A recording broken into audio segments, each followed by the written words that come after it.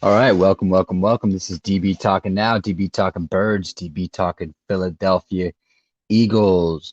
Welcome everybody. Sorry, I'm having some technical difficulties today, but we do have a lot to get into. And I want to talk about offensive guard Trey Turner being released from the from not the Carolina Panthers, sorry, from the Los Angeles Chargers. Was a offensive guard that made 5 Pro Bowls out of the 6 seasons he's been in the NFL. Hey, Big Play Slay, what's up, man? Happy Friday, my dude.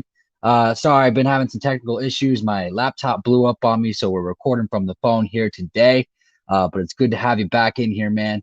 I want to talk about Patrick Mahomes. It seems like that guy doesn't do anything wrong. It seems like he is like the tip of the iceberg when it comes to just a great all-around person. And by that, I mean he just gave the Kansas City Chiefs more cap relief. They converted his salary cap hit into a signing bonus or into a bonus today. So it saved him about $17 million. And that's on top of the of Eric Fisher and Mitchell Schwartz, who they just released. So the Kansas City Chiefs are looking pretty good as far as cap room was concerned. Big Play Slay says, "Of course I was going to come back." Well, thank you, man. I appreciate it. It was great having you. It was great having you on yesterday. So I appreciate that. Thank you. Um, and a few other things I want to get into. I do not like doing this just because I hate this little man from Brooklyn so doggone much, but we got to talk about it. Got to talk about it. And that is Howie Roseman. You know what I mean? That is Howie Roseman. Um, Howie Roseman, it is reported that Howie Roseman did get into an altercation with Lane Johnson back in 2018 after kind of making a budding joke to him about his play in one of the games after one of the games where he didn't play up to standard. And to me, it's like why would you do that? You know what I mean? Like why would you do something like that? Um, especially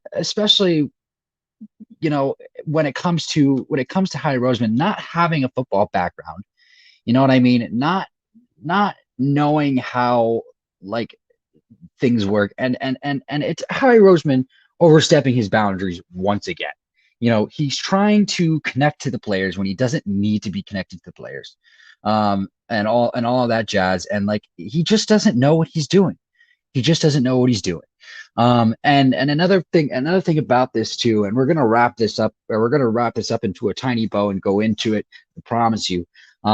Is there were reports that came out, obviously, and these are all coming out of the Philadelphia Inquirer. Jeff McClain is reporting on them and things of that nature. Um, and so it seems like we're having some technical issues. Hold on, give me one moment here.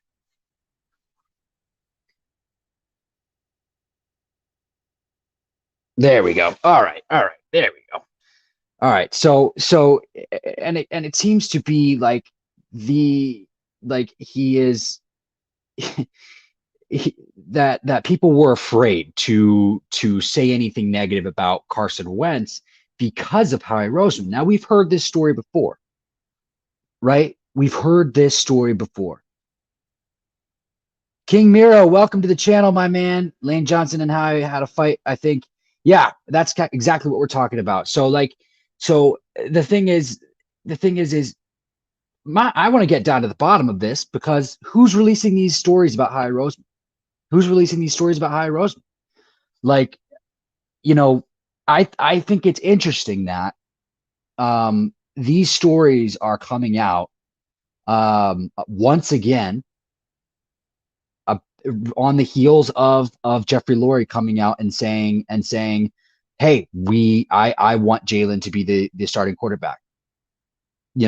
And that's clearly in opposition of what Howie Roseman wants. Dak is king. Welcome back to the channel, my man. Where's the Jets guy? Patrick J is gonna be.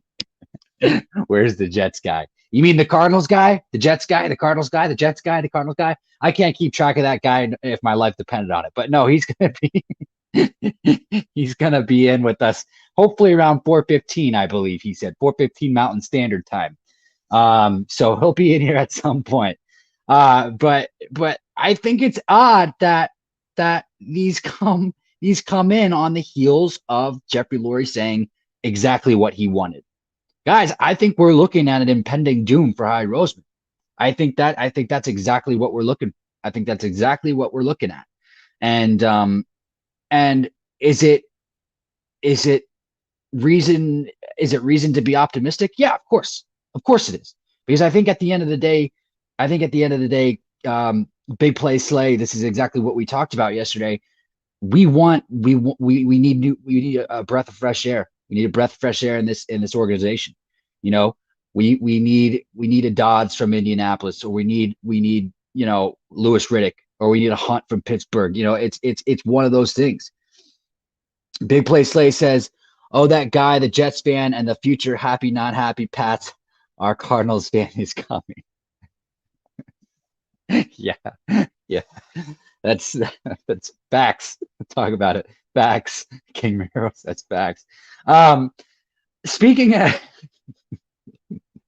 speaking of look, speaking of that, I want to touch on something real quick, and that is this. Um, I want to touch on the Cardinals real quick. Patrick J mentioned something a couple days ago, how he thinks that the Cardinals are going to be all in, and I kind of want to introduce a new segment that's in the works, but I might as well start talking about it because Patrick and Jay and I are gonna do it together, but it's gonna be a weekly thing where we go and evaluate the powers that are from each conference, NFC, AFC, and obviously because we're all Eagles fans in here except for Dak is king. Just kidding. We're going to go ahead and evaluate the powers that are in both conferences. And so starting with the NFC, you have to give the guy credit. You have to give the guy credit for sticking all love. Yeah, no, I know exactly. I know. Exactly. And so I want to go ahead and evaluate. So he was saying that the Cardinals were all in, and obviously, as we all know, guys, they just signed J.J. Watt. They're releasing Hassan Reddick, and so we can just go ahead and start with the NFC West, and it would be a good transition by the time that Patrick J does jump in here. What kind of moves are they? How many moves are they out from actually going and competing? I feel like that the Cardinals are kind of in that position that the Eagles were in after the 2016 season, Carson's rookie season, where they're going into free agency. They're going to sign these veterans. They're going to bring in some guys that can still provide a little bit of juice. You know what I mean? And King Miro says they also got DeAndre Hopkins. Yeah, they do. They also have DeAndre Hopkins. And the truth of the matter is, they got to get a weapon at tight end. They got to get that other option opposite DeAndre Hopkins. And this is coming from, the people that I talk to here in Arizona, they think that this is what is needed for the Cardinals moving forward. They want to address the running back position on offense. They want to add more pieces on the defense. So Big Play Slay says, maybe, I don't know. I can say I could do Patrick's job better than him, but I'm here to tell you I cannot do his fan job better than him. Yeah. Yeah. It takes a lot of patience for him. That's for sure. He's held down the fort. I've known Patrick J for quite a bit of years, and he's held down his fandom pretty darn well. So I think that they're a few pieces away, the Cardinals, and maybe a couple weapons on offense and a couple more pieces on defense. And I think that they're up and coming and promising on that end and being legitimate playoff contenders for sure, especially with the emergence of Kyler Murray, as we all know. Rams, same thing. With the trade for Matthew Stafford, I don't see how they don't make it back to the playoffs. They've been doing it every year since Sean McVay came in. Seattle's an interesting one, guys. Seattle's an interesting one. We didn't really go into this that much, but we know that Russell's probably going to be gone. Russell Wilson's probably going to be gone. But then again, that that makes Seattle a prime candidate to move up in this draft and try and select one of these quarterbacks. And that takes us to this, right? That takes us to this. Who is that quarterback? Who is that quarterback? You know what I mean? Because is it Trey Lance? Is it Justin Fields? Is it Zach Wilson? You know? And speaking of Trey Lance, as we all know, like Trey Lance had a phenomenal pro day. And we had Shane Steichen and we had our quarterbacks coach Brian Wilson at that pro day. And that to me, guys, is interesting. That to me is interesting because what the fuck were they doing there? What the fuck were they doing there? If Jeffrey Lurie said what he said, and we talked about this yesterday. If Howie Roseman goes against his wishes, it could be an impending doom. Now, granted, look, the report that came out, said that Jeffrey Lurie instructed his scouting department to go forward with Jalen Hurts. Now, granted, these were coaches that were there, but all the same, right? Like it could have been Howie Roseman who instructed these guys to be there. Or it could have been Nick Sirianni's doing. But then again, like, what if that's the case? Then what the fuck? What the fuck is going on? Like how dysfunctional does how dysfunctional can a franchise get? I reported this back like a couple weeks before Carson was traded. It's like you can't get any more dysfunctional than this. But that was a couple weeks before Carson was traded, and I was so wrong. You want to know why? Because it continues to get dysfunctional. And my theory is this, and I love theorizing, is wrapping it back up. These reports are being put out by Jeffrey Lurie to Jeff McClain about Howie Roseman getting in an altercation with Lane Johnson. Or they're being put out by players who have come out and said privately that they believe that the cancer is still there in the organization, because they want that guy the fuck out. They want him out. Big Play Slay. Hey, has Seattle ever not drafted in the bottom of the first round? And if so, I'm blinking really hard. Can someone give me an actual clarification? That's a really good question. That is a really good question. If they have dropped it in, if they've drafted in the top 10, I don't think it's been since like the early 2000s. 2012.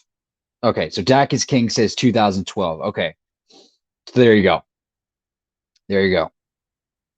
Maybe we can double check that, but that sounds right, because that was Russell's like rookie year, wasn't it? I believe that was Russell's rookie year. But then again, like shortly thereafter, like they were the Legion of Boom, because it was within those 2 years, maybe 3, where it was Richard Sherman, Cam Chancellor, Earl Thomas, all those guys. And actually, oh yeah, there you go. Perfect. Perfect example. Seattle took Earl Thomas the same year that we took Brandon Graham. What was that? 2010. And that was a pick after, I believe it was pick 14. I think we took Brandon Graham at pick 13, if my memory serves me correctly.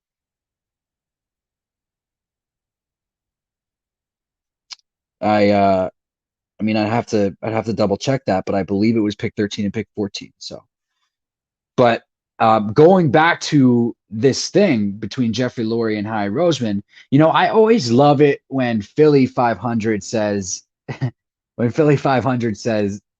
Roseman must have some like dirty pictures on fucking Jeffrey Lurie, because he has to. He's probably got some like dirty pictures, dirty videos of like Jeffrey Lurie getting a rub and tug with Robert Kraft in Jupiter, Florida, at that point in time. because like it does not make sense. It does not make sense. It seems to me like they're at war. If the theory is correct, they're at war, and it is just nonstop continuum. You know what I mean? Like it's nonstop continuum. And so I just don't, I do not understand it. I do not, if it were me, this guy would have been gone, 2 years ago. Honestly, honestly. Big Play Slay says the Eagles are so dysfunctionally sound. They've never been a well-run organization. And when they've won the Super Bowl, High Roseman's mojo was to overspend, go back and keep reaching rather than to be safe. Yeah, I agree. I agree. And I want to touch on this, and I want to touch on that too. They that whole 2016 offseason going into 2017, while it looked good and it brought us a Super Bowl, guys, it brought us our very first Super Bowl. You know, Chris Long, LeGarrette Blount, Patrick Robinson. We cannot deny the factors that were, but I talked about this a little bit a few days ago.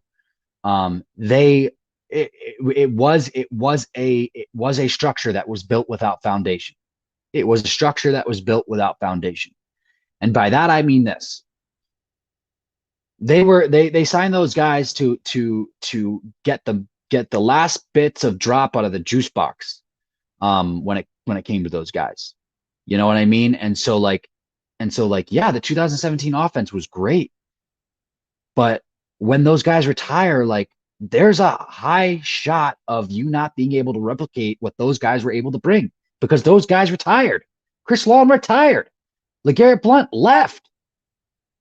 So then what?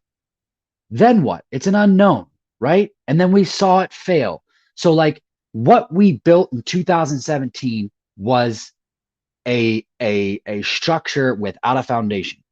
You know what I mean? It's like putting on a floor without like the necessary layers before it. Like it doesn't like it's like putting on paint without primer. It doesn't make fucking sense. It didn't make sense. It made sense then, but it wasn't well done. It wasn't well done. Big Play says I could write a goddamn fucking book about how many times Howie Roseman reached on so many draft picks. Talk about it, dude. Like like Brandon Graham. This thing started with Brandon Graham. Now look, I love Brandon Graham to death. I love Brandon Graham to death. Like he is a leader. He's done some good things here, but it started with Brandon Graham.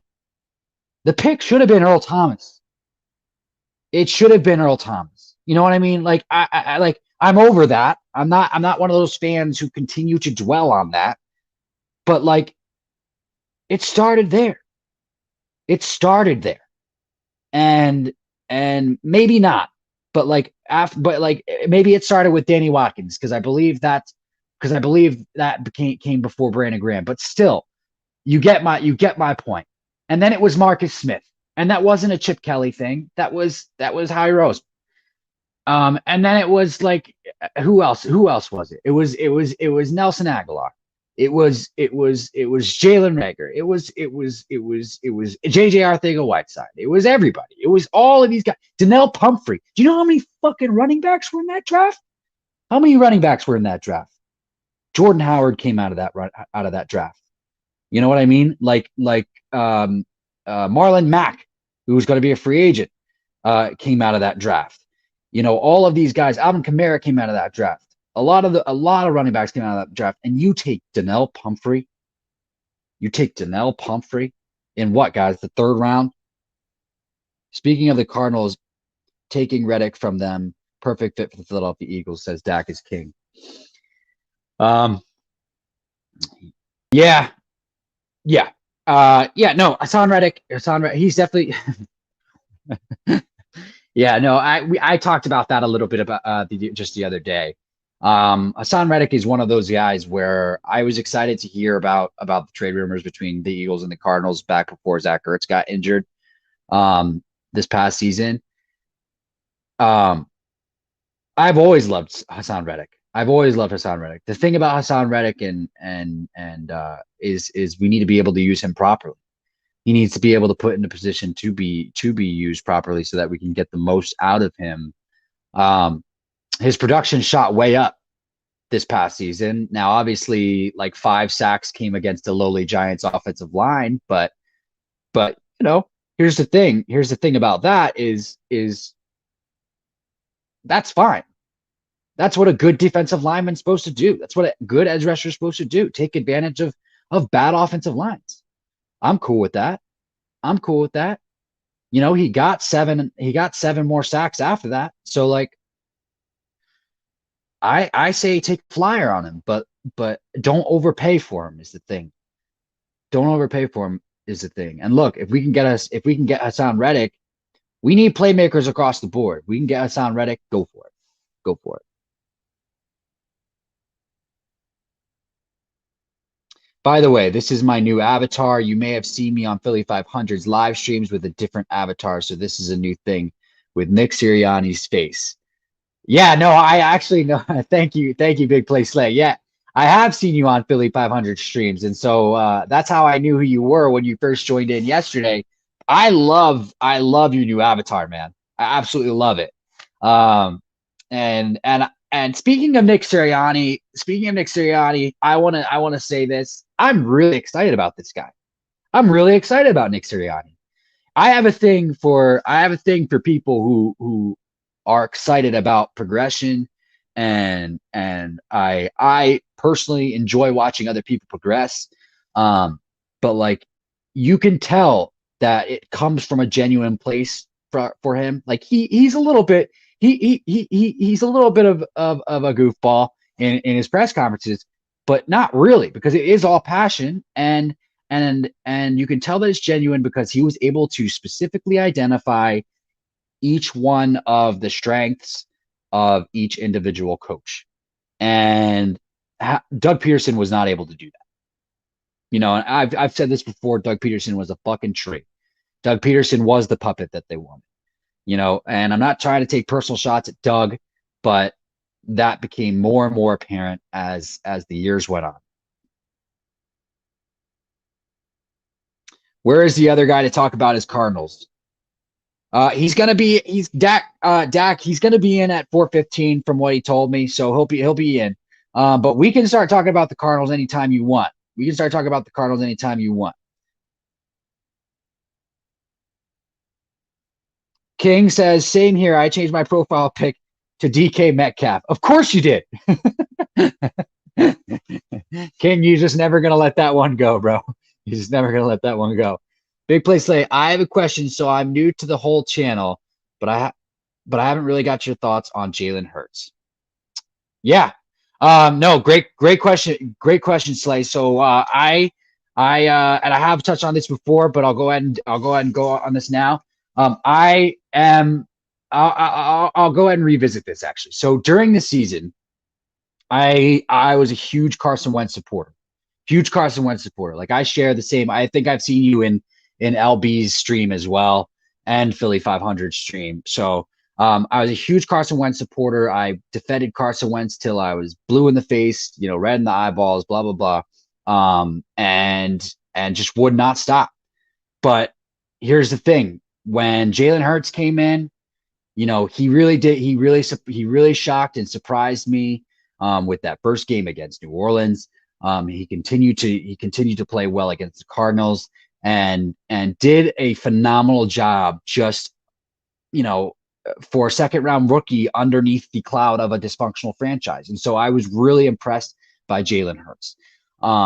Anybody else who didn't see that there's reason to be impressed with Jalen, I don't understand. I don't know what they didn't see. Because he showed everything that he was supposed to show for a second round rookie quarterback.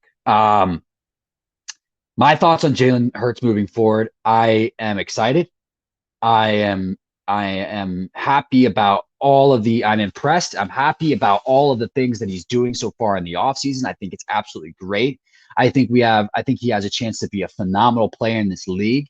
I think it was awesome the way that he galvanized the troops moving forward towards the end of the season. It really does seem to me that he that he does have this magnetic presence that guys gravitate to, and that doesn't come with everybody. You know what I mean? So that shows signs of a true leader. And that's the type of persona that I think that we need in Philadelphia. You know, and Carson Wentz, like he was a leader, he just in his own right, in his own way, and but I think Jalen Hurts just fits Philadelphia just a tiny bit better, and I'm really excited to see what he's going to bring to the Philadelphia Eagles.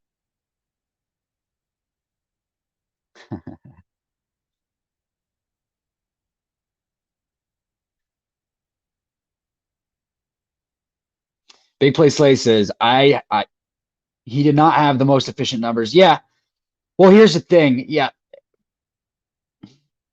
Yeah, he didn't have the most efficient numbers. That's true. But I mean, but our offensive line was that carousel, man. The carousel of that offensive line. He had to run for his life. He really had to run for his life, and he made it look better than Carson was able to make it because he was a bit faster. And that's the thing too, is like you have to take away, you have to kind of include in there, you kind of have to include in there like the passes that he threw away so that he didn't get sacked. Um, I really like what his quarterback coach said the other day that he's working with. His name is escaping me off the top of my head right now. But he basically came out and he was asked what needs to work on. And Jalen, or his quarterback coach that he's working with right now, who obviously who's working with Trey Lance and is also working with Sean Watson, basically said like he needs to work on getting the ball out quicker because he was like the lowest rated quarterback in getting the ball out quickly during those 4 starts this past season. And so that's what they're working on as far as his fundamentals right now. And so I think that's awesome. Like as soon as and his quarterbacks coach that he's working with um detailed like what that does for a defense, obviously. And we all know that like the quicker you get the ball out, the higher the efficiency is for you being able to really control how the defense is able to game plan against you. Quincy Avery, there it is. Quincy Avery. Thank you, Slay. Thank you. I appreciate that. Quincy Avery.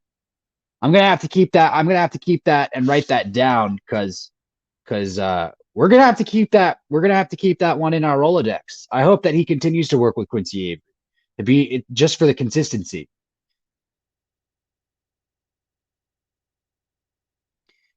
Slay, I still have my question with Jalen. Even with how bad our O line was, he doesn't really go through his progressions fully. He's not the best pocket passer. Yeah, yeah. I mean, here's the thing. Here's the thing. Look, he is a second round quarterback. We did reach for him. He does have his limitations, but so he does have a lot to work on. But here's the thing. Here's the thing. You know, that's that it's that way for it's that way for everybody. Those things are coachable. You know what I mean? Those things are coachable. Am I ready to paint Jalen Hurts? I'm not gonna sit here and say Jalen's a stud. I'm not gonna do that. Here I wanna touch on this way is would I be completely opposed to them bringing in a quarterback? Probably not. I think that they need to bring in a quarterback that can challenge Jalen Hurts. Do I think it needs to be done with the 6th overall pick? No. But they do need to bring in somebody who could challenge Jalen Hurts. Look, if Mac Jones falls to a value pick, I think it's worth taking Mac Jones with a value pick, but only with a value pick. Only with a value pick. Like I'm talking like with one of our 3rd round picks. Like I don't want them to take a quarterback until the third round. And that's why the Brian Johnson and Shane Steichen being at Trey Lance's pro day, it scares me a little bit, just a bit. But there's the part of me too that that you know there's a reason to be a little bit excited. It's like we're in the top 10, guys. We're in the top 10, guys. These are top end quarterbacks. These are top end quarterbacks we're looking at, you know? I'm excited about Jalen Hurts. I'm excited about Jalen Hurts, but these are top end quarterbacks. You know, it's a large fall off between Trevor Lawrence and Zach Wilson, but that's not taking anything away from Zach Wilson. That's just telling you how good Trevor Lawrence is. You know what I mean? But here's the thing, guys, is like they said the same shit about Mark Sanchez. You know what I mean? They said the same shit about Tim Tebow. They said the same shit about Sam Bradford. So, you know, we'll have to see how this plays out. Like Patrick Mahomes was taken with the 15th overall pick. You know what I mean? I mean, it's a game. It's a risky game that needs to be played. Somebody's got to play it because we need quarterbacks. But do I think that Jalen Hurts needs to be challenged? Yes. So so look, um, it's tough. It's tough. Here's the thing. Here's the thing, Slay. Here's the thing. At the end of the day, we're all fans of the team, right? We're all fans of the team. If they take a quarterback at pick 6, I think we would get over it. I think we would get over it. If I mean, I know I would get over it because I'm gonna root for the guy that they put back there. I did a stream on this a couple months ago. It's like I'm not going to be I'm not going to not root for this team if a guy is put back there that I don't like. Like for fuck's sake, like Kevin Cobb took over for Donovan McNabb for a game. Remember? Like I was excited about Kevin Cobb. I was hopeful about Kevin Cobb, but I had my doubts. So I'm going to support who's ever back there. That's the thing. I love Trey Lance. He's a big he's by far my favorite prospect to watch. Very accurate and deadly arm. He can run. He can move in the pocket. He reminds me a lot of Trey. Yeah. Well, I think how he does like Trey Lance. I think how he does like Trey Lance. Here, the thing about that is this is do we want another North Dakota State guy? Do we want another North Dakota State guy? So, I think there's a lot of hate going towards these. There's a lot of hate going towards these smaller school guys right now, because of the competition. North Dakota State continues to be undefeated and they continue to win championships and da da da da da da da da. Um, and that's because they continue to roll over their competition. Would Trey Lance do the same thing with better competition? He has a similar resume to Carson's coming out of college. He kind of does, obviously not without the mobility, but like the games there, he doesn't have as many games starting, and things like that. So it's like my personal preference is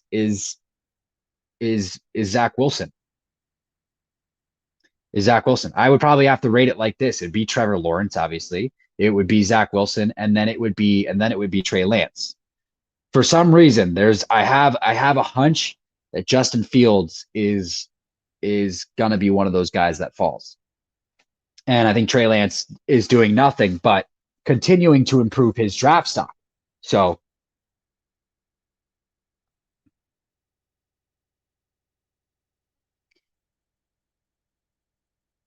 Oh, you're good. You're good. You're good, Slay. You're right. He reminds you a lot of. Ryan Tannehill. All right, guys. Patrick J is in the house. What is up, my dude? What's up, my dude? Sorry about being late, dude. How's it going? Yo, you're good. It's just that I'm not the one who's been blasting you, but everybody else has been blasting you. We got Big Play Slay. We got Big Play Slay in the house. We got Dak is King. We got King Miro. They all want to hear you talk about your Cardinals. Right now, we're talking about Trey Lance's pro day.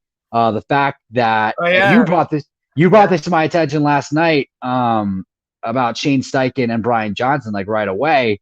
But right now we're talking about Trey Lance. I kind of just spit out my rankings. And it was obviously Trevor Lawrence. And then it goes Zach Wilson. And then I'm going to say this, dude, because I just have a hunch that Justin Fields is falling. And I have Trey Lance at 3. I mean, like when I brought it up to you yesterday, it's important to see who was there too at the pro day, because this year with everything going on with COVID and everything, each team's only allowed to bring three people. And then, when I mentioned that they brought over their offensive coordinator and their quarterback coach, I mean, it's pretty apparent that they were out there looking at Trey Lance. Trey Lance is an interesting quarterback, man. He's I don't know what you talked about so far. He's from North Dakota State, which I'm sure you guys are familiar with. He's a fun guy to watch, man. He's got powerful arm. I mean, if you watch his tapes, he just throws fireballs like into tight windows, like he's got no tomorrow, dude. He has arm strength that can challenge anybody. He has really good deep ball. The precision's insane. He's a good athlete. He's not like a runner per se, but he's definitely agile and he's got a good mobility. So he's definitely like fitting with like today's NFL quarterbacks. I mean, he definitely has all the arm strength, like I said, and he is a dynamic runner, so he can definitely be that dual threat quarterback. He reminds me a lot of Josh Allen, if anything. Like he definitely has a talent to be able to perform like that. I mean, I know he's shooting up the draft board, and as far as everything I read yesterday, he's did some tremendous thing in his pro days too. So, and he's a cerebral guy. I'm sure he's doing a lot of good things as far as interviews are concerned too. I'd be scared if I were the Eagles. I mean, if I were to take him at 6, I don't know, but like that's the thing. If you don't take him at 6, unless you guys trade back, you're not going to get him. You know what I mean? If he's really someone that you want to bring in. Jalen Hurts, Yeah, no, it was an interesting topic, but and by the way, King says Justin Fields will not fall.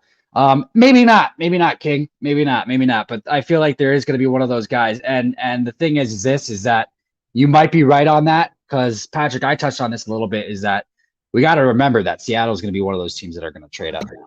Right. I mean, there's a couple teams out there for sure, but it's wild. I mean, we talked about it before. That kind of puts you guys in that spot. I mean, like sometimes I'm not saying the Eagles were not there looking at Trey Lance. I mean, they should be doing all their homework, but I mean that also sets up that storyline where the Eagles might be actually interested in taking a quarterback, which tells the other teams like, oh shit, like we have to trade up before them to get it, which only increases your trade value for the trade, pick 6 itself too. So you guys can gain more out of that too. So I mean, there's always good stuff coming from it. But I mean, who knows? Yeah. I mean, you guys definitely need to get someone to compete with Jalen Hurts.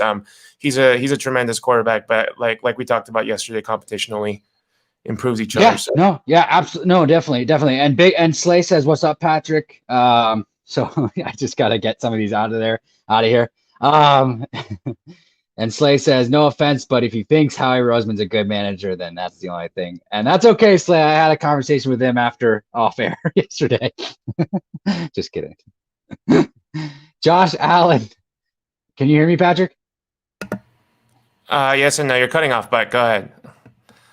Oh, okay. Yeah, no, I'm having some technical difficulties because my laptop. I'm getting a new laptop, so my fucking laptop blew up on me.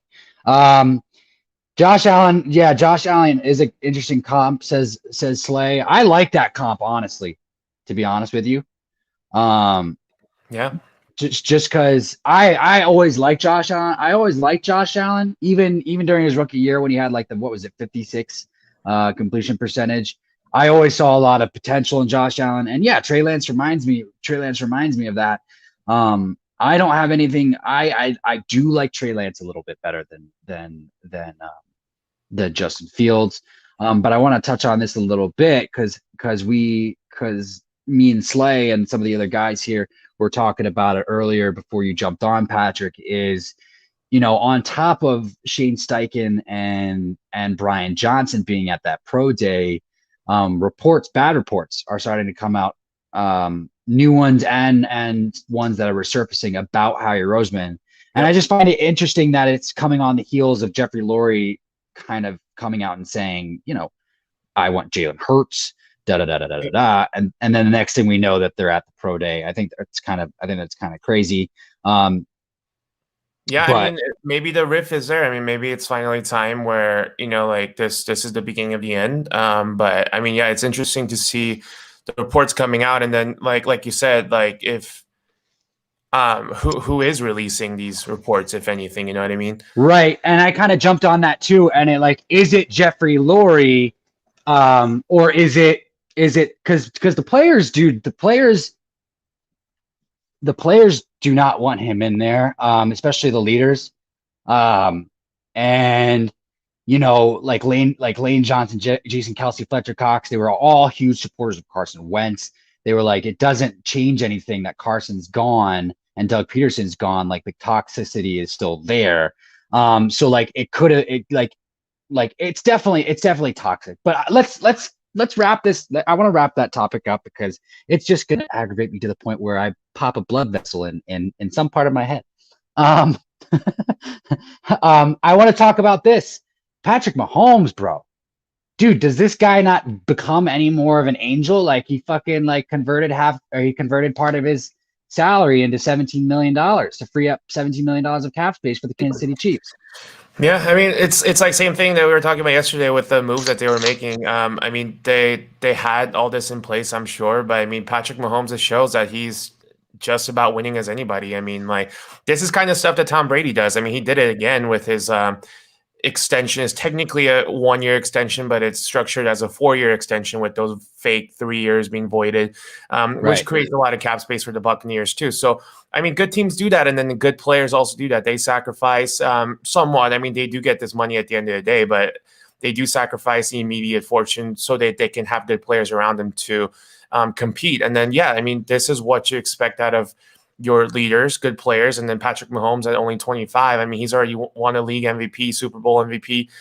He's showing his commitment to being a winning quarterback for a good team. So, I mean, yeah, I mean, it says a lot about him. And I mean, this with the moves that they made yesterday, it frees up tremendous amount of money for the Chiefs. So I'm excited to see what they do with this too. Yeah, no, I mean it's a lot because I think Schwartz and Fisher both each were like somewhere around 9 to 12 per player, and so I'm pretty sure that they just freed up somewhere around the 40 million with all three players. Isn't that right? I think they were worth both like $14 million total, and then with this, I think it frees up about 31. They were in a deficit before, so I'll have to check to see where they're at. I think with yesterday's move, they were only down 4 million. So I think with this, they actually created $13 million altogether because they had $4 million in deficit. So they should have about 13 million to spend at this point. Right. And I want to address a couple of things, but in a bit we're going to talk about your NFC West because I know that the guys in here are dying to talk to you about your Jets and your Cardinals. No joke. we'll pay the Jets talk, but let's talk the Cardinals, yeah. And I have a few questions too, but I want to talk about Trey Turner, bro.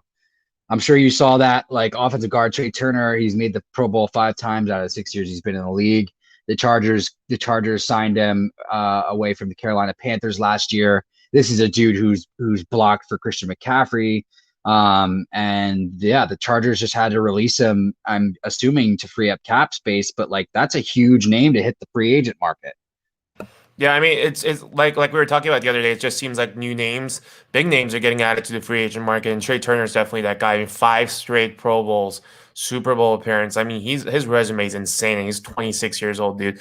It 26. This is yeah. Yeah, that's it. His credentials are out of this world. He's a third round guy from LSU, and then he when he came into the league, he did nothing but produce. I mean, he played over 98% of the Carolina snaps in 2015, and then he just like never looked back from that point.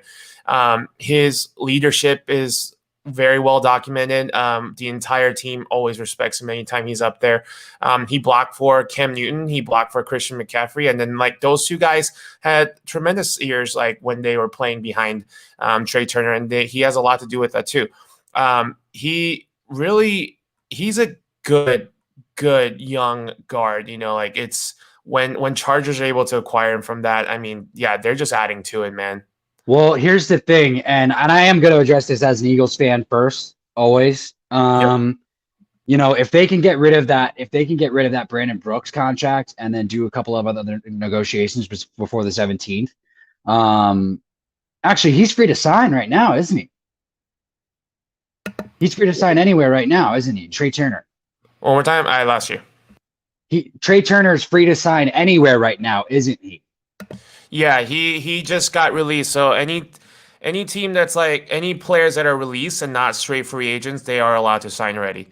Yeah, so I'm gonna address this as an Eagles fan first. It's like, guys, I mean, if we can find the cap room and continue to make these moves, that would be a great replacement for Brandon Brooks. Like a great replacement. In fact, it would be just like adding Brandon Brooks like we did a few years ago. I mean, like 5 years ago. It would be absolutely phenomenal. But like that's gonna be a pretty penny, just like you were talking about yesterday with Shaquille Griffin, Patrick. And a couple other things. I want to touch on this real quick, just to jump off topic for a quick second. Big Play Slay says, I don't hate Patrick Mahomes by any means, but the fact that anyone in this fucking era would say Patrick Mahomes is better than Brady goes smack themselves up besides the heads. Yeah, Brady's the GOAT, man. Brady's the GOAT. Brady's the leader. Brady always finds a way. That's the thing. That's the thing about Brady. He's seen it all. He's way too cerebral of a quarterback, which is a word that Patrick and I love to use, because it is so imperative of a word when it comes to veteran quarterbacks. You need to have it up here. He's a GOAT, man. And then like we were talking about with Patrick Mahomes, I mean, Brady started this trend. You know, he sacrificed his money. I mean, he consistently takes. He gets big contracts, but he consistently takes lower contracts than what he should be able to get, so that he can get good players around him, and then his other teammates can definitely get compensated too. So, he's the GOAT. I mean, I think if any doubters were out there this year had to prove them wrong. He came back strong. I mean, he threw for 40 touchdowns, and he was 43 years old, and he won a fucking Super Bowl, man. So he got nothing to prove, man. Yeah. Well, yeah, yeah. I want to jump back to Trey Turner. And that's I mean, look, Andy Reid just got set up perfectly, didn't he?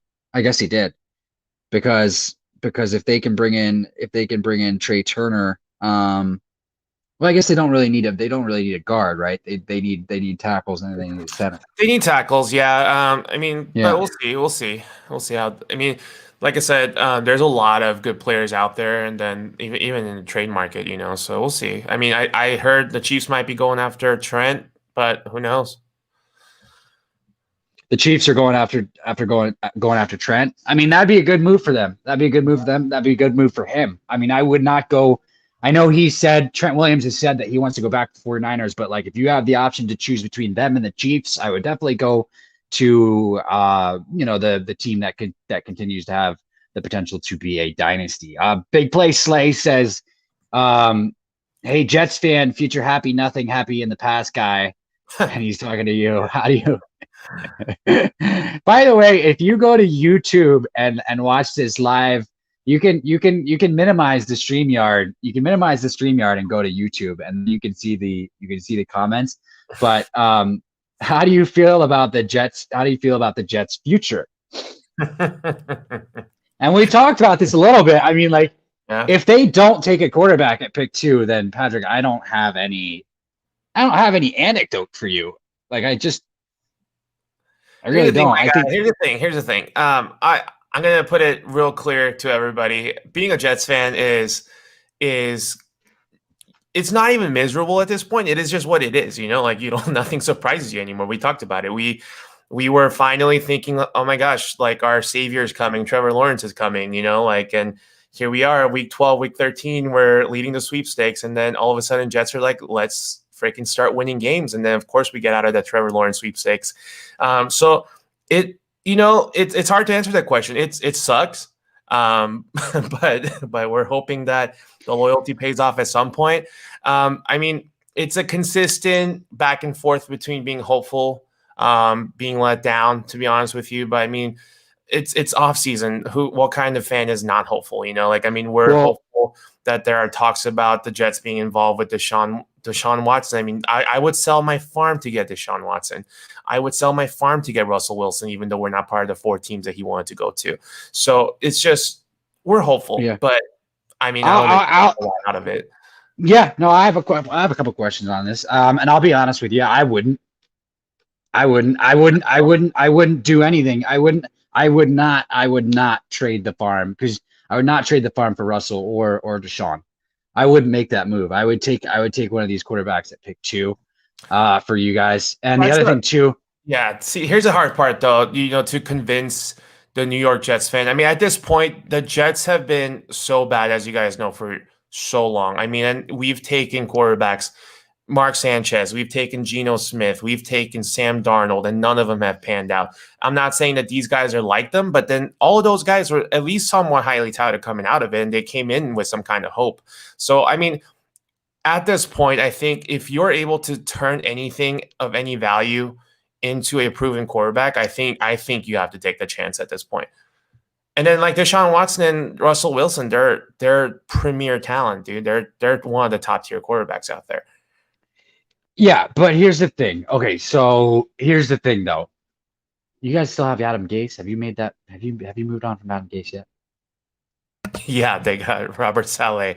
He's a Christ. Thank God. That's right. Adam Gase was a joke. Robert Saleh, highly respected 49ers man. Yeah, he's gonna bring good culture to the Jets. I mean, that's one thing that I'm excited about. Okay. Yeah. It's a start. There it is. Okay. So there it is. That's the anecdote there.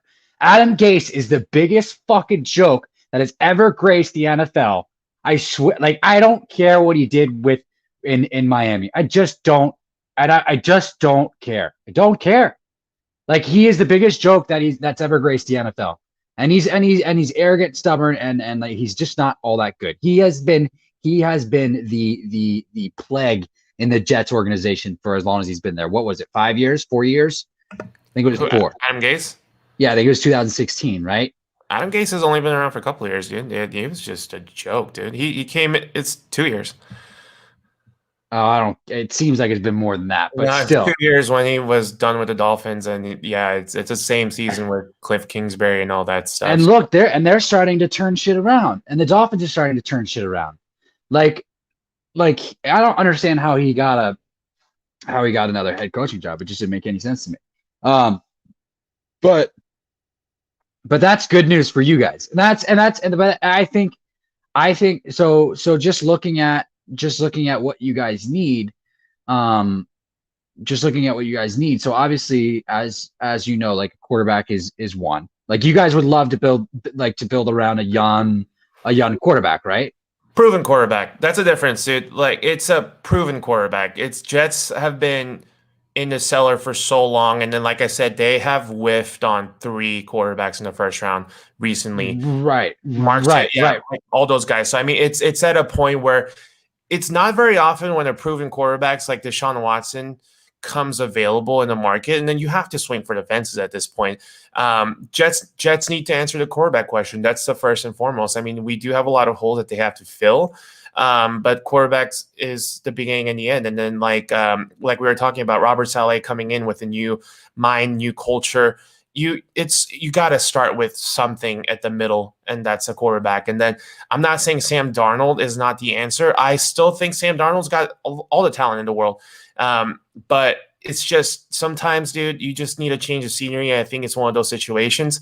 I think if he goes to a different team, I think he'll have success too. But I'm still I still think this, dude. I've talked about this with you before. When Deshaun Watson came available, there's only like 10 teams, in my opinion, that shouldn't go for him.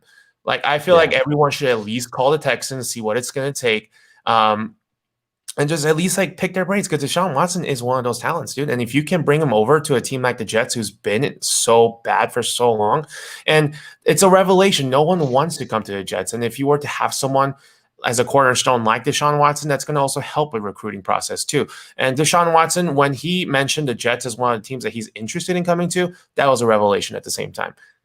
Oh yeah, of course. No, of course. And I understand that. Dak is King says Darnold has talent. He does need to change his scenery, and I would trade him as part of Watson trade. No? Would you do that?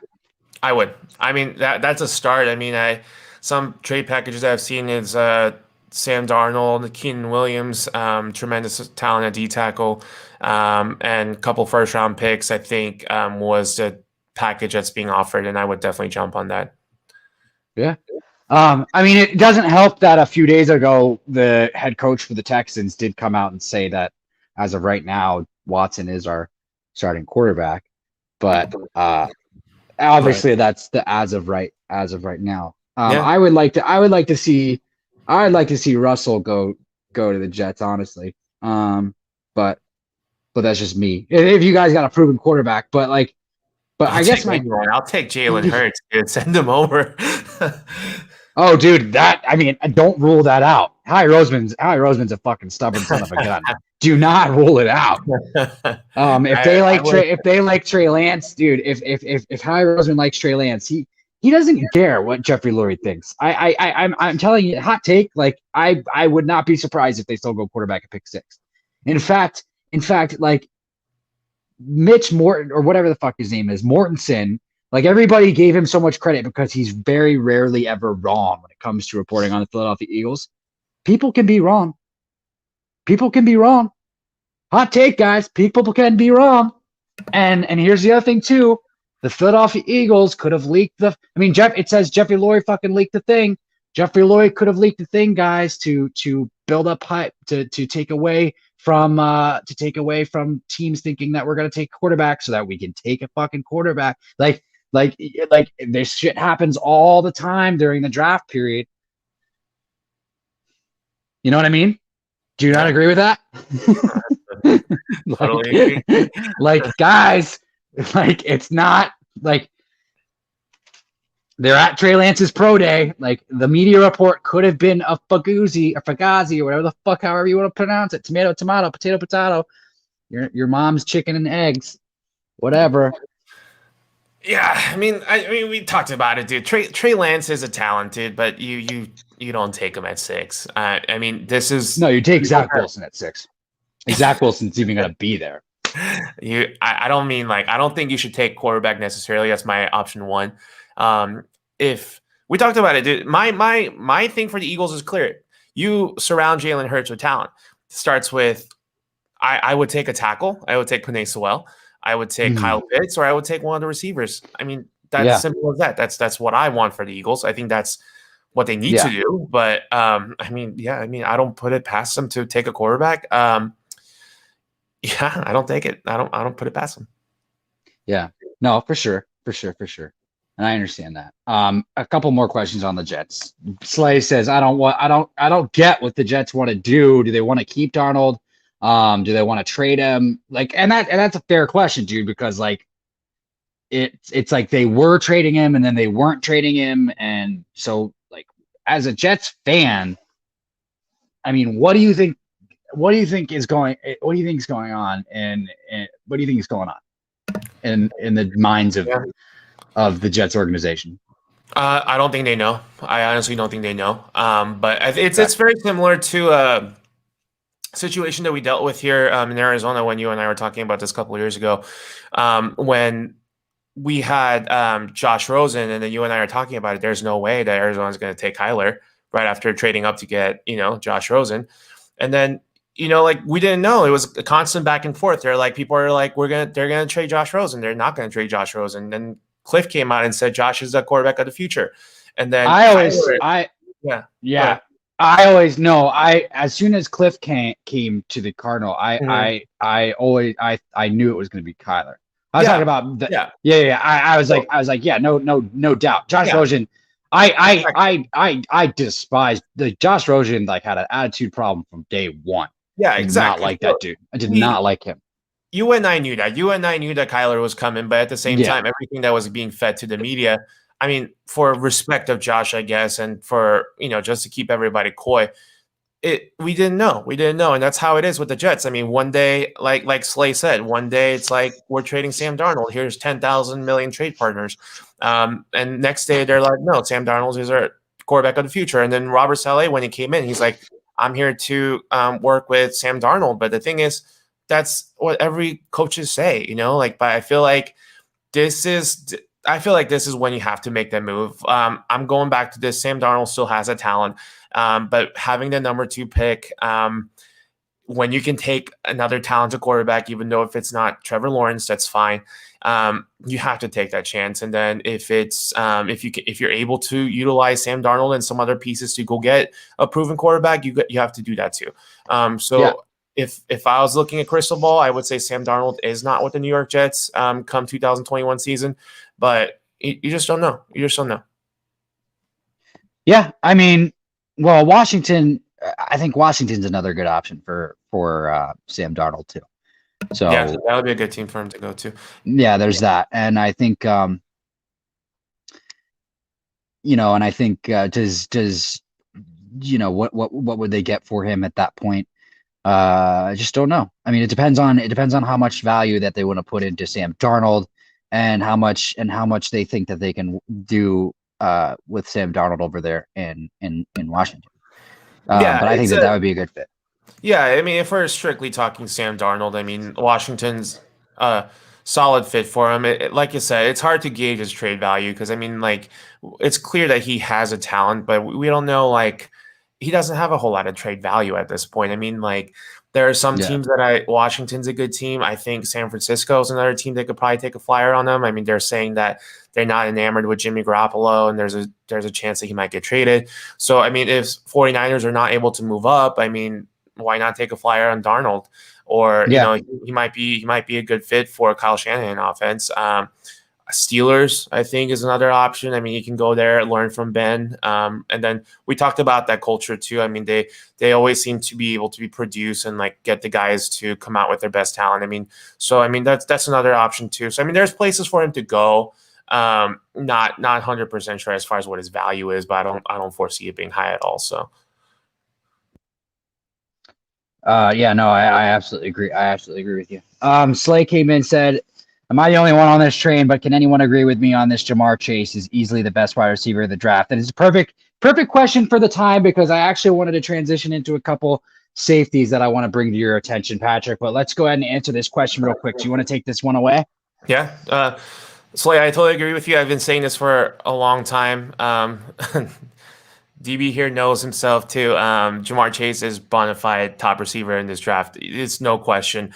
Those two Alabama guys are good, but Chase, his skill set and ability is clearly future number 1 receiver in this NFL too. He's a playmaker, man. He's a mismatch. He's game breaking speed. He just got that burst when you watch the film, and he's really polished as a route runner too. He's got a good vision. He's got good hands. Athleticism, he's durable, he's just an excellent elite athlete, and he's got a tremendous amount of upside too, which is weird to say about a guy that's already established like this. There's not a whole lot of negatives to him. He's not like the tallest guy in the world, but he's still got good size. Really good hands, like I said. He's elusive in the open field, so he's going to get those yards after catch too. And he's just a good runner. He's a solid guy to have around. His speed and ability to separate is insane. He can get that separation from the cornerbacks. His route running is insane. He's going to go out there and then he's going to command like double team and triple team, he's going to have those safeties coming over to help, which means the other guy's going to be available and open. So having him on the team is going to be, definitely helpful for anybody. His technique as a receiver is just insane too. He can just go out there and get the 50-50 ball. His hand, like I said, in traffic is insane too. So he's going to go out there, bring the ball down. And if I were to bring like comp, he reminds me a lot of like Calvin Ridley. He's a little bit thicker than him, but he definitely has that ability, and then he's going to be a number one receiver for sure. Yeah. Yeah, no, I agree with everything you just said. I really like when I first saw him, I love that Daniel Jeremiah said this, because I agree with Daniel Jeremiah's comp, and he's like a faster Anquan Bolden. Anquan Bolden, yeah. Yeah, like a faster Anquan. Yep. But the other thing too, he's one of those guys who's gonna bring like elite athleticism and just that number one wide receiver mentality to whichever team he really goes to, whether it's the Philadelphia Eagles, whether it's the Miami Dolphins, whether it's, let's say the New York Giants are able to get their hands on him. Any one of those teams, like he is going to be one of those guys who's going to be like a perennial Pro Bowler. So I'm really excited about that one. King Miro says Kyle Pitts, in my opinion, perfect topic to bring up. Look, Kyle Pitts, and speaking of Daniel Jeremiah, he brought up the fact that he could probably make the argument that Kyle Pitts would be the second best wide receiver in this draft. And as we all know, Kyle Pitts is a tight end. So what's your thoughts on that, Patrick? Just looking at Kyle Pitts, like he does have remnants of DK in his game. He does. Just the contested catches, the athleticism, the high pointing, the ability to high point the ball, his ability to climb the ladder. What do you think about that? Is he better? Is he better than Devontae Smith? He can certainly run routes. He can certainly run routes like almost better than every wide receiver in this draft. Go ahead and talk about Kyle Pitts for a second and how he compares to this wide receiver class. He's one of those guys that you consider positionless.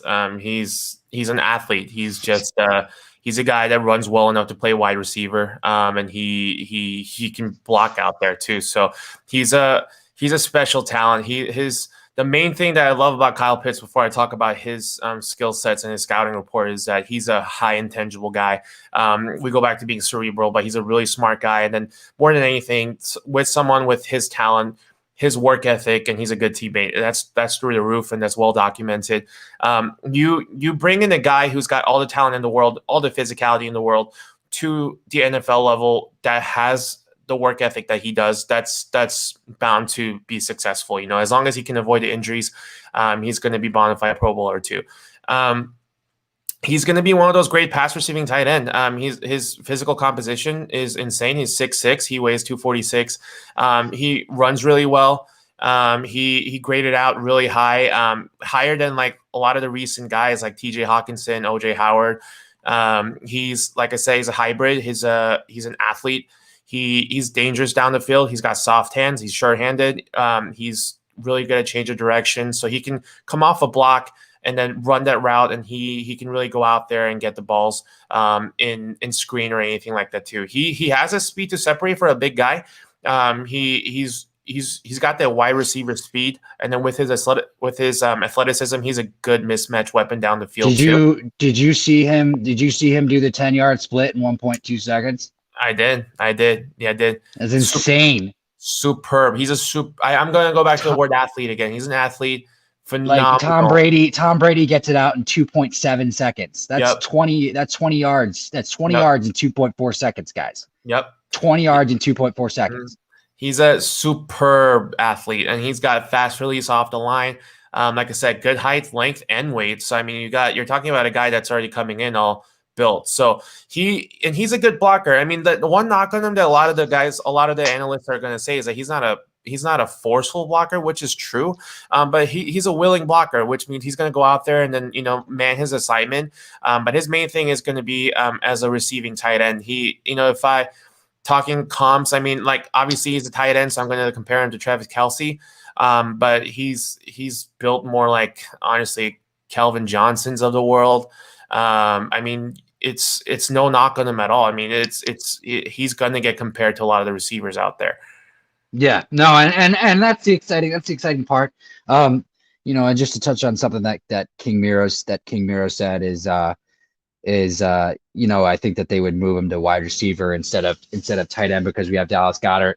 I don't think that's anything that to worry about. Like if we were to take Kyle Pitts, the one thing about this coaching staff, King, is I believe that they're going to find ways to get the playmakers the ball. And I think the thing is this, and that's as Nick Sirianni said, the thing is this, is that Kyle Pitts is going to be a chess piece. We're going to keep him at tight end. We're not going to move. We're not going to change his position.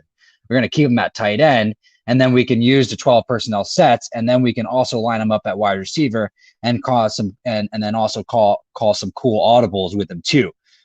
So is that way to keep the defense on their heels and on the toes, depending upon how you want to look at it. Whatever you like in the bedroom. Just kidding. But I mean, so I don't think that they're going to change. I don't think they're going to change this position, but they're definitely going to find ways to get creative with Kyle Pitts. But here, let's go ahead and move on to the safeties. Let's go ahead and move on to the safeties that I wanted to talk about, and the two Oregon safeties, Patty, Javon Holland and Brady Breeze. Hello? Yeah, can you hear me? Kind of. Sorry, I lost you for a second. Okay. All right. Did you hear anything I just said? No, not really. Sorry. I just saw you pause in the screen, so I was like, oh, he must be talking to me. Okay. No, what'd you say? Well, I guess we'll have to go back and hopefully I didn't cut out from everybody, but this is the downfall of me needing to get me upgrading my laptop. But I basically said, yeah, no, I don't see them moving him to tight end. So like, or I don't see them moving him to wide receiver because they're going to use him as a chess piece, because that's exactly what Nick Sirianni said. So like, they'll be able to call some cool audibles with Kyle Pitts. They'll be able to start off the formation in 12 personnel and possibly move him around like at wide receiver and stuff like that. And it will really find a way to keep the defense on their toes or on their heels, depending upon how you look at it, and things of that nature. But right. Depends on what you like in the bedroom. I also added that joke in there now, but now it's not even.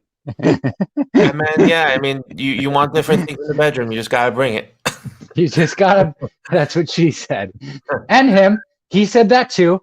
And it was a great conversation that they had that night at dinner. and such a beautiful dinner. Salmon, asparagus. Yeah. A little bit of lemon on top. Anyway, no, so let's go ahead and move on to these safeties that I want to talk about. I want to talk about both guys from Oregon. Javon Holland, Brady Breeze. Brady Breeze is obviously a guy that's going to go a little bit later. Javon Holland, I want to start with. Reason being is he's not really getting a lot of love. He deserves a lot of love. I know he is your top ranked safety, but apparently all the mock drafts, dude, have Trevor Moehrig and Arderius Washington going before him. So I want to throw that out there. I think Javon Holland is going to be available with one of the Eagles' third round picks, like 70 or 84, I believe it is. And so that's why I want to talk about him. I want you to talk about a little bit more about his versatility. We touched on it a couple weeks ago, but just go ahead and start with him.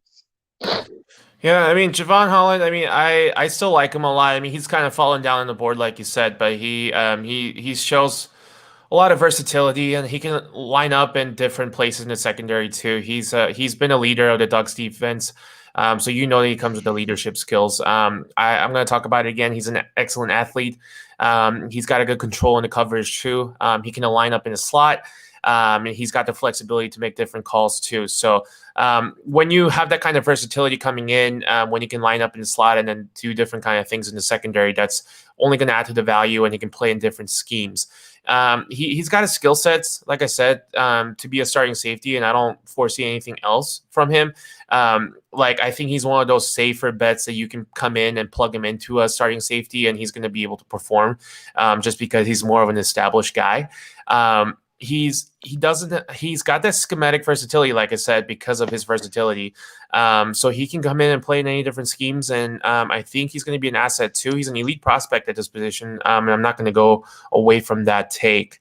Yeah, I agree with you. I think he'll be just because he plays safety too.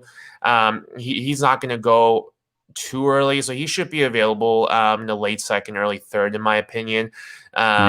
Yeah. So I mean, but he's a tremendous athlete. He's going to go out there, perform, and then you're definitely getting somebody that brings you that versatility, which is important in today's game. So yeah, and I want to touch on this. I want to touch on this too, just because I just noticing what Jonathan Gannon and what they like to do in Indianapolis.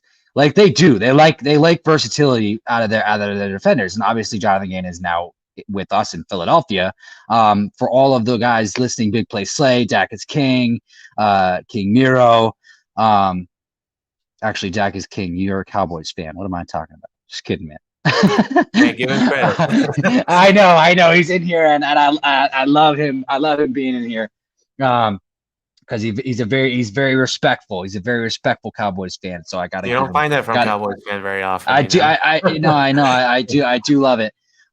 We need chess pieces, man. We need chess pieces. I think the one true chess piece that we had that worked for us, that disguised a lot of our problems, obviously, was Malcolm.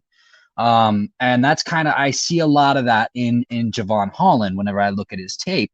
Is he's a guy that you can kind of play all over the field. Me personally is like just seeing some of the stuff that the Colts like to do is they definitely like that versatility. And so having a Javon Holland on your defense, like you can drop him down from the safety position and play him at the slot corner, and things of that nature. Have him really shadow some of these faster guys, because he is a faster guy. And that's why I'd love to see what he does at his pro day. I don't know if he's run it yet or not. Do you have any details on that, Patty? I don't think Oregon's had their pro day yet. Okay. All right. And then Brady Breeze. Brady Breeze is another one. He's the other safety there in Oregon, and for some reason I'm intrigued by this guy. He seems a little bit raw, but I like him as a safety in the later rounds. What's your take on Brady Breeze? Yeah, he's one of those guys. He's a redshirt senior, so I mean he's a little bit older. He's got a lot of experience, so that's good. He's going to be available for you towards the end. I don't even have him going in my 7-round mock draft yet, to be honest with you. So he might come undrafted. But it doesn't take away anything from him. He can. He's a good defensive back. He's got decent athleticism. He's got a good body control. So if you watch their tapes, he doesn't jump off the screen like the other guys do, like Javon Holland does, but you can tell that he's always at the right places. He plays football with urgency. He just loves the game of football, which is what you need. You just need ballers. He's a good tackler. He's a good tackler. He's got good instincts. He just doesn't come with that natural athleticism, like I said, and he's not as quick either. But he's going to be a good guy to have on your team. I don't see him as a whole lot more than a backup safety, but I think he's going to be one of those guys that's going to make a carving in the league as a good special teamer. Like I said, with his instinct, his motor, he's a good wrap-up tackler, like I said. So all those things lead to a guy that's going to stay on the field. So Brady Breeze definitely has the future in this league. I don't necessarily foresee him going early at all. I mean, if anything, I see him coming off in the 7th round. Yeah, definitely. And that's kind of why I wanted to look at him. Is I'm not necessarily looking at 1 to 3 right now. I'm looking at 5 to 7. So No, and that's kind of why for some reason those Oregon guys have intrigued me. I want to jump over to one of these TCU guys real quick, and that is Arderius Washington. Uh, he's listed at 5'8". You know what I mean? For a lot of guys, for a lot of personnel guys, a lot of defense coordinators, a lot of all around shindigs. That type of height is going to scare some people away. Do you foresee a possible fall for Mr. Arderius Washington? Now, Trevor Morrig is being listed as a top safety in this draft, with great ball hawking abilities, from what I've seen from the recent reports of Daniel Jeremiah and others. But how do you feel about Arderius Washington, and do you think that fall could be caused by his height? Yeah, I think the size matters. But we're seeing, smaller guys like Buda Baker consistently making impact and being a Pro Bowler. So, I think it's not necessarily like a make or break deal. I think with him, it's a little bit different. He's a really physical guy. He only, like you said, he only stands 5'8", but he plays bigger than that. He's very fluid. He's got a good change of direction, but more than anything, his physicality is the most important thing in his game. He can come in there and play a decent man coverage. He's got decent athleticism to play cover slots too. He can go out there and get the balls too. So he's got all the talent in the world. Unfortunately, like I said, he's a smaller guy, but he's very physical. He can wrap up, he can tackle. He's a baller. So Yeah. He's talented. He can come off blocks. He can go fight for the ball. Like I say, his lack of height is gonna be the issue, unfortunately. But he can be a free safety in the zone heavy scheme. I don't necessarily think he can play in multiple different schemes. So you're leaning more towards a guy that's going to be developmental, playing in a zone scheme. But he's I don't necessarily know that he's going to go. Like you said, we're talking about the latter half guys, but yeah, he's got some things to bring to the table, like I said, and I don't necessarily know that his height's going to be the deciding factor, but it's definitely going to be on the minds of these decision makers. Oh yeah, of course. And as far as Dacus King says, never heard of Breeze. Go check him out, man. Go check him out. I was quite impressed. He's not gonna completely, shock you off the wall. He's not gonna wow you, but there is something get there. And it's the same thing with Amari Gainer. Kind of the way that Amari Gainer did. But did we ever get confirmation on that? Because I still see him. I don't think he's coming out. I think he's staying with the school. Okay, because I still see him in mocks for some reason. But that's fine.